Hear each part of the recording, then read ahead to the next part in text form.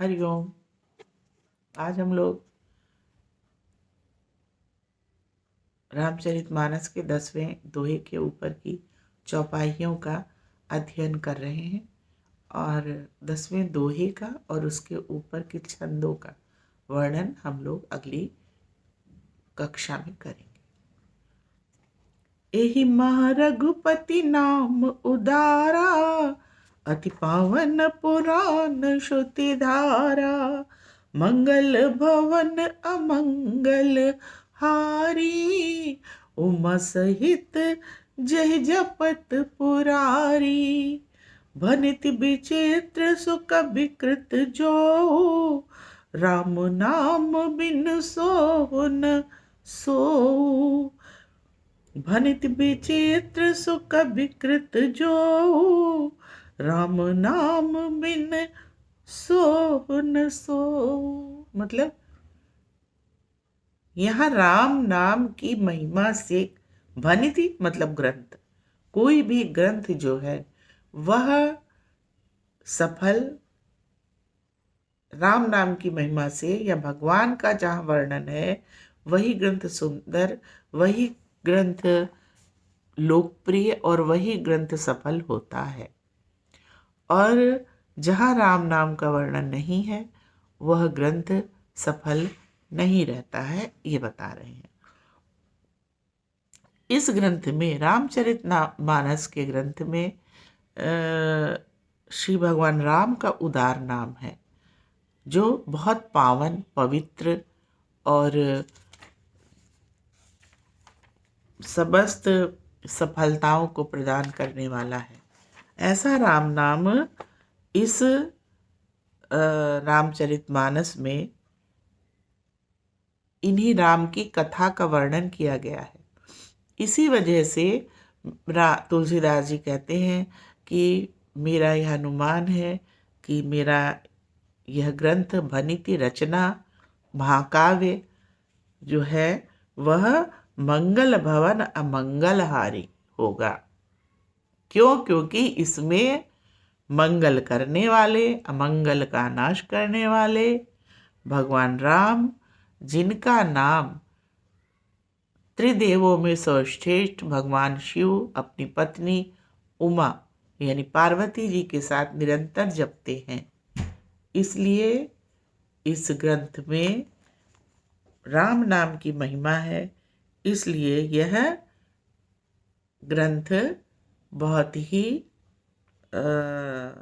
सबको प्रिय लगेगा। विधु बदनी सब भांति संवारी, सोन बसन बिना नर नारी।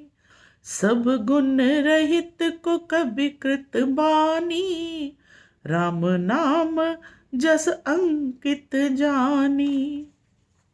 जैसे कोई बहुत ही सुंदर स्त्री हो और उसको बहुत सजाया जाए अच्छे अच्छे अलंकारों से, किंतु वस्त्र न पहनाए जाए, तो वह स्त्री कभी सौंदर्य उसका नहीं दिखाई देगा, वह सुंदर नहीं लगेगी, प्रिय नहीं लगेगी सबको। इसी तरह कोई ग्रंथ है, उसमें बहुत अलंकार है, बहुत रस है, बहुत जो कुछ भी छंद अलंकार रस सब भर दिया गया, किंतु अगर भगवान का नाम उसमें नहीं है तो वह ग्रंथ कभी भी प्रिय नहीं लगेगा किसी को, और भगवान की कृपा के बिना वह ग्रंथ पॉपुलर भी नहीं होगा। वह और जैसे हमारे शरीर को जल्द होता है, हमारे कहीं भी घर में गंदगी हो तो हम जल से उसकी सफाई करते हैं तो वो पवित्र हो जाता है। हमारा हाथ गंदा हो जाए, हम जल से सफाई करते हैं, पवित्र हो जाता है। इसी भांति जब हमारा हृदय पवित्र होता है, हमारे हृदय में मतलब जिसको कहना चाहिए बुरी भावनाएं और बुरे ख्यालात और दूषित चित्त हो जाता है, तब राम नाम का जो जप है, राम नाम, भगवान का नाम का जप हो, कथा हो, श्रवण हो, ये सब हमारे हृदय को शुद्धता प्रदान करता है और पवित्रता प्रदान करता है। और जहाँ शुभ होगा, कहाँ शुभ होगा? जहाँ राम का नाम होगा, वहीं पवित्रता होगी, वहीं पावन स्थान होगा।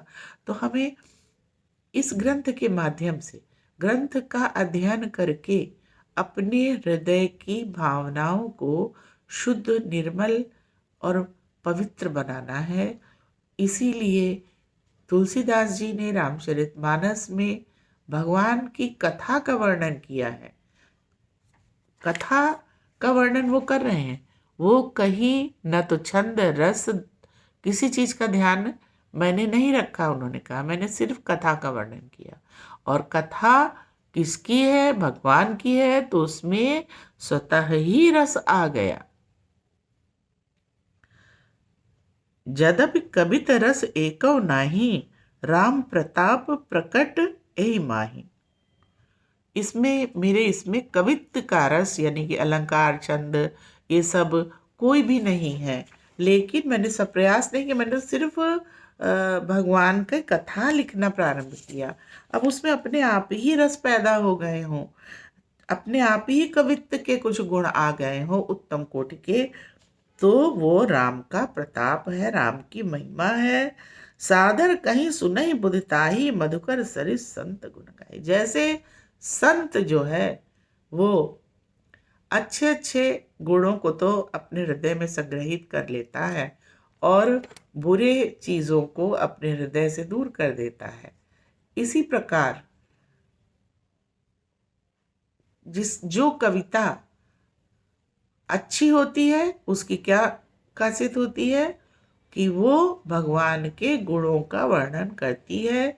और जब सद गुण भगवान में ही है, सतगुण, सतोगुण, उनका वर्णन है, तो वह सबको प्रिय लगती है, सबके चित्त को, हृदय को शुद्ध करने वाली होती है। और इस प्रकार जो है राम के प्रताप को, राम के प्रभाव को, राम की भक्ति को रामचरितमानस में तुलसी जी ने गायन किया।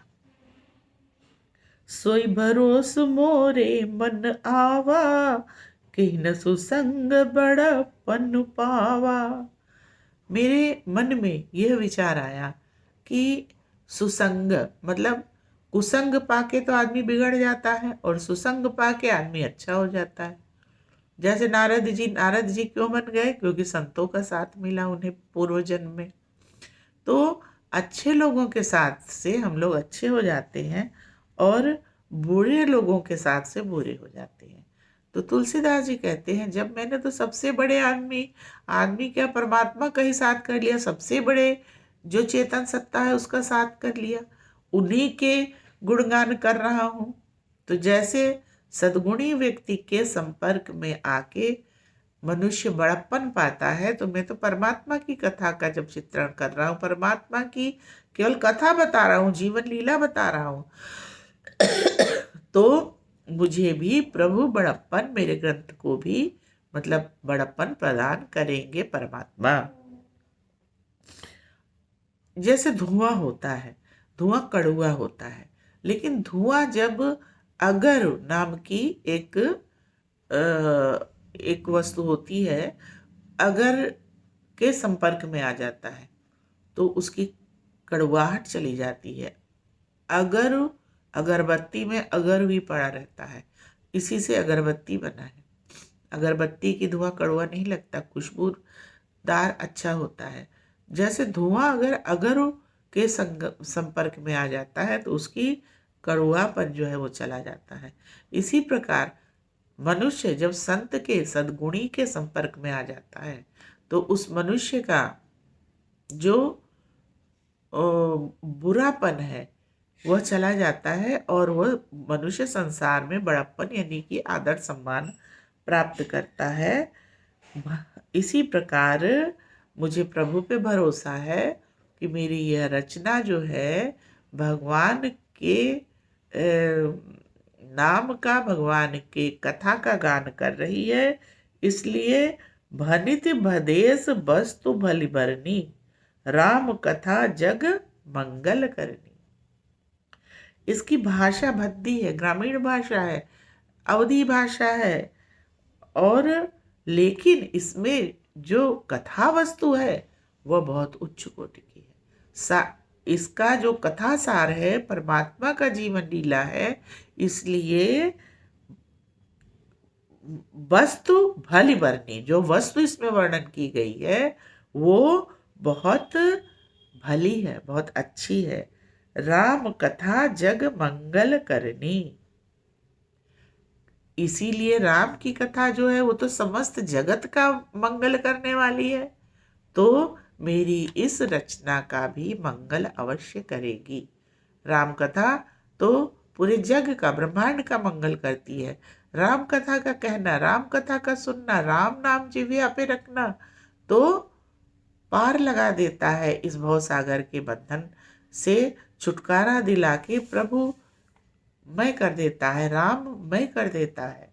तो यह कथा जब इस ग्रंथ में मैं लिखने जा रहा हूँ तो यह सभी का मंगल करने वाली है और परम पवित्र गाथा है। अतः ईश्वर की कृपा से जो है इस ग्रंथ को मेरे भनति भदेश वस्तु भली भरनी, राम कथा जग मंगल करनी, ये मंगल करने वाली और सफल ग्रंथ होगा। मंगल करनि कलिमल हरनि तुलसी, कथा रघुनाथ की गति कूर कविता सरित की, ज्यों सरित पावन पाथ की। प्रभु सुजस संगति भनिति भल होई है, सुजन मन भावनी। भव अंग भूति मसान की, सुमिरत सुहावनी पावनी। ये छंद है 10वें दोहे के ऊपर का। इसकी व्याख्या हम लोग कल अध्ययन करेंगे। धन्यवाद।